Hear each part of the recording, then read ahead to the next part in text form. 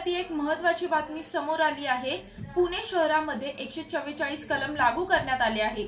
पुणे शहरात कायदे, नियम तसेच न्यायालयीन आदेश यांची काटेकोरपणे अंमलबजावणी करण्यासाठी कलम 144 लागू करण्यात आला आहे। 31 मार्च पर्यंत पुणे शहरात कलम 144 लागू राहणार आहे। पुणे पोलीस प्रशासन अलर्ट मोडवर आले आहेत। शहरात 144 कलम लागू केल्यानंतर आता शहरातील इमारतींच्या टेरेसवरील बेकायदेशीर अनधिकृत पब, टेरेस हॉटेल आणि बेकायदेशीररित्या चालणाऱ्या अवैध धंद्यांवर कडक कारवाई करण्यात येणार असल्याची माहिती पोलीस आयुक्त अमितेश कुमार यांनी दिली आहे।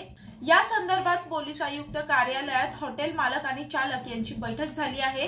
पुणे पोलीस प्रशासनाकडून शहरातील कायदे, न्यायालयीन आदेशांची काटेकोरपणे पालन व्हावे म्हणून सीआरपीसी कलम 144 प्रमाणे सुधारित निर्देश देण्यात आले आहेत। प्रशासनाच्या आदेशानुसार 31 मार्च 2024 पर्यंत शहरात कलम 144 लागू राहणार आहे। दरम्यान पुणे पोलीस आयुक्त अमितेश कुमार यांनी काही दिवसांपूर्वी पत्रकार परिषद घेऊन बार, पब्स रात्री 1:30 वाजल्यानंतर सुरू ठेवल्यास कठोर कारवाई करण्यात येणार असल्याचं सांगितलं होतं। त्यानुसार पुण्यातील बार, पब, रेस्टॉरंट मालक आणि चालकांनी कलम 144 अंतर्गत आदेश दिले आहेत।